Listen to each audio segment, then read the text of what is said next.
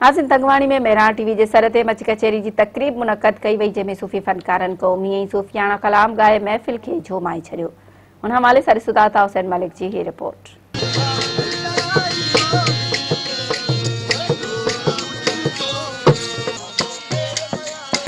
पूरे सिंध जी अज तंगवाणी में सीपी पारा मेहरान टीवी के सॾ ते हिक सिंध हिक सकाफ़त मल्हाइण जे ऐलान ते मच कचहरी जो प्रोग्राम मुनक़द किया। प्रोग्राम में शरीक जेके अॻवान आहिनि उन्हनि सां ॻाल्हि ॿोल कयूं, उन्होंने कहिड़ी तैयारियूं कयूं आहिनि। असां सभ खां पहिरीं मेहरान टीवी के सरवाण फलाणे बि मोरे के जस पेश कयूं था, जंहिं सिंध धरती ते हमेशा गदारनि ऐं ॿियनि जेको आहिनि कब्ज़ो कयो, वरी भी सिंध धरती जे मीडिया ऐं गुलाने भी मोरे के जस पेश कयूं था तो उन्हें हमेशा सिंधी कौम के आवाज़ के आला ऐवान ते पहुंचायो है। खास करे तासी मुराई साहब जा निहायती शुक्रगुजार आयूं, जै मना है जेकी सिंध सा सकाफत वारो दिहाड़ो है उहा भरपूर नमूने मल्हाइण जो जेकी ऐलान किया है, तंहिं खां पोइ जेके सिंध जागिया आहिनि असीं उन्हीं जा बेहद शुक्रगुजार आहियूं।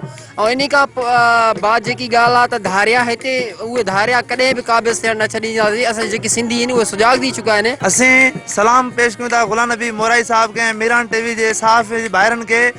सिंध अंदर 6 दिसंबर जो तैयारियों थी रहियूं आहिनि, जंहिंमें सिंधी माण्हू टोपी अजरक ऐं ॿियो सकाफ़ती सामान ख़रीद करे 6 दिसंबर ते इंशाअल्लाह वॾे जोश ऐं जज़्बे सां मल्हायो वेंदो। पहिरियों त गुलाम नबी मोराई के जस पेश कयां थो, जन सिंधी कौम के सकाफ़त जो 6 दिसंबर जो चूंडिंदो आहे। मेहरान टीवी हमेशा सिंध के मसले ते तालीम जो मसलो हुजे, डंगार भेट जो मसलो हुजे, सिंध जा मदनी जी मसला हुजनि, मेहरान टीवी हमेशा सिंधी माण्हुनि सां सिंधी कौम सां कुलो कुलाइम बीठे। इंशाअल्लाह असीं मेहरान टीवी जे सॾ खे लबेक चवंदासीं। गुलाम नबी मोराई साहब ऐं मेहरान टीवी हमेशा सिंध ऐं सिंधियुनि जा जेके वसीला आहिनि उन्हनि जी मालिकी जी ॻाल्हि कई आहे। हमेशा सिंध जे पुट ते पयल इलाइक़नि जेके मारूण आहिनि उन्हनि जे मसइलनि खे हमेशा तरजीह ॾिनी आहे। असीं मेहरान टीवीअ सां हर मुमकिन गॾु आहियूं ऐं उनजे सॾ खे असां जेको आहे लबैक चई करे इंशाअल्लाह उनजो जेको सॾ हूंदो असां उनखे भरपूर मोड़ ॾेई ऐं उन सां गॾु हूंदासीं।